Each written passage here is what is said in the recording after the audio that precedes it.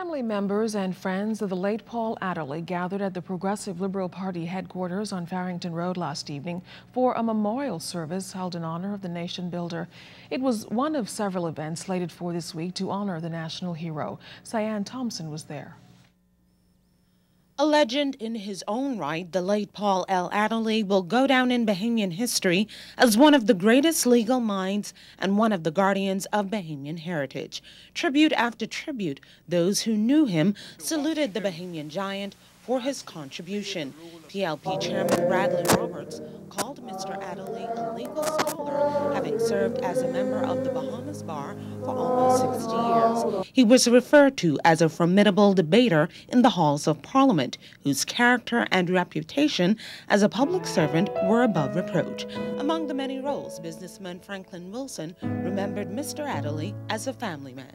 This was a man who understood fatherhood and husbandhood. Fatherhood and husbandhood. A wonderful role model for people of my generation and younger. For 10 years, Reverend Dr. James Moutry worked closely with Adderley in the ministries of Foreign Affairs and Education.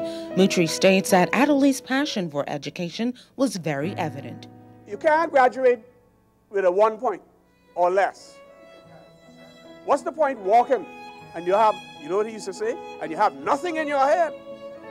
But if we had followed his advice, he was a tremendous minister of education. Broadcaster Charles Carter, in his tribute, urged noted Bahamians to record their history so that others can be more aware of our forefathers' rich legacy. Former Governor General, the Honorable A.D. Hanna, echoed these sentiments. Unfortunately, he left us and with a lot of part of the history of our country that we'll never know, and that has gone on. But you know, Bahamians don't want to know the history. They're not interested in it. In fact, I sometimes think they're ashamed of it. But you cannot be ashamed of your history because your history is part of you. Deputy Prime Minister, the Honorable Philip Davis, and Prime Minister, the Right Honorable Perry Christie, also paying tribute to the Bahamian great.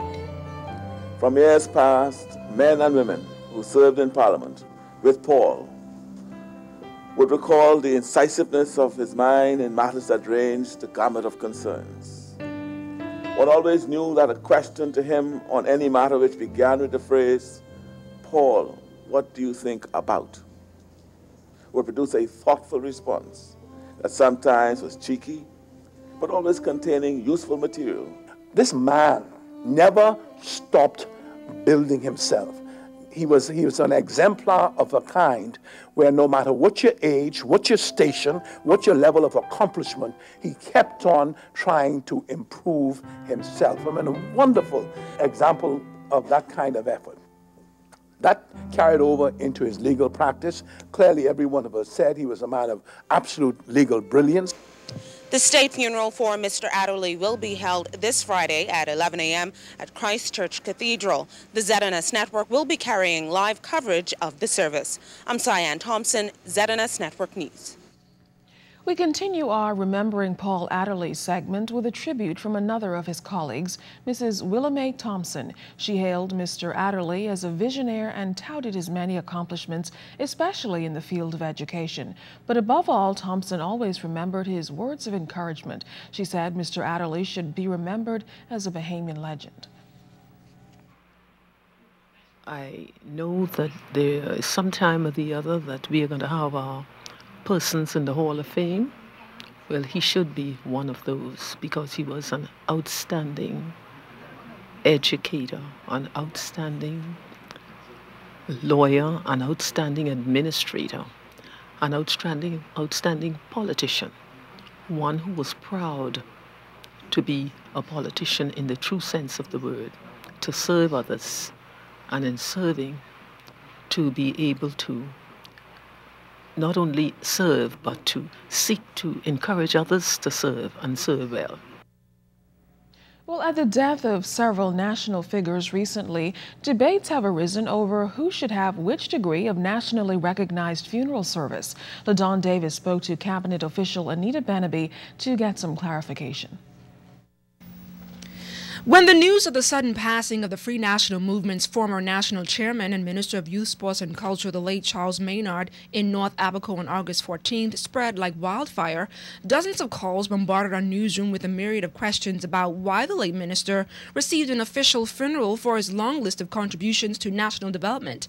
Almost a week later, trade unionist and former Senator, the late Stephen Duke Hanna, received a state-recognized funeral for his contributions in revolutionizing the labor movement in the Bahamas.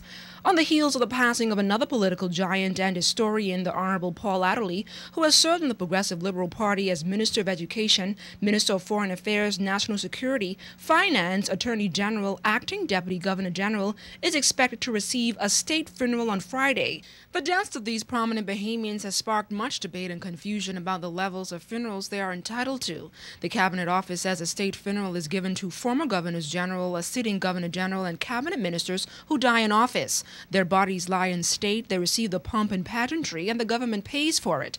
An official funeral is for former Cabinet Ministers, members of Parliament, and senators. Exceptions are made by the government to have funerals carried live on national television and radio.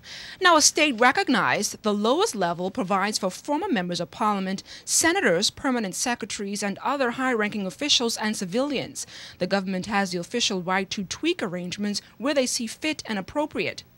But amidst the political controversy and debate, the only thing that matters most is that all of these political giants put service above self and made a lasting impact on the Bahamian people and their country. LaDawn Davis for the ZNS News Network. A $50,000 check presentation and endowment announcement was made in honor of Betty Kelly Kenning at the College of the Bahamas recently for Kenning's generous donation to the Zonta Club of New Providence. The endowment will assist in educating women 25 years and older.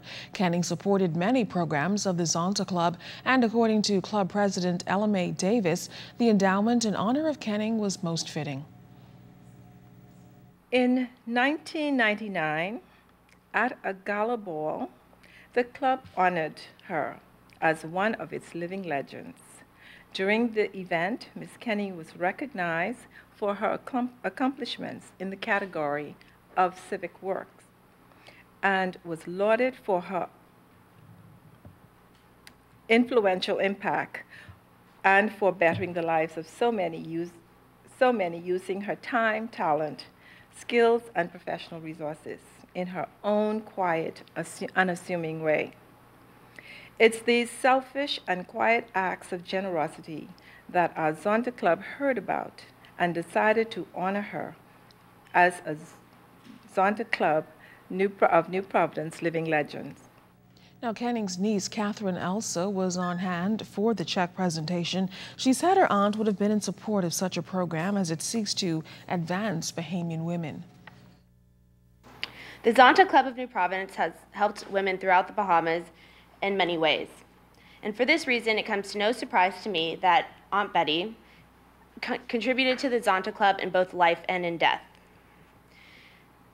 The scholarship fund that's been created is something I think Aunt Betty would truly be proud of. She supported women and she supported education, and I think the use of the contributions is quite fitting. Now, COB President Dr. Betsy Bowes says endowments such as this will help the college to improve its product offerings to students. Gifts such as today's endowment help shape the future and the success of our students. This past year, private giving to the college has increased 30%. Most of that is in the form of endowments, which is a change from what we used to do, which were primarily gifts that were spent and then given again the following year. So this helps us to create infrastructure, to commit to a future, to help young women in so many ways with their educational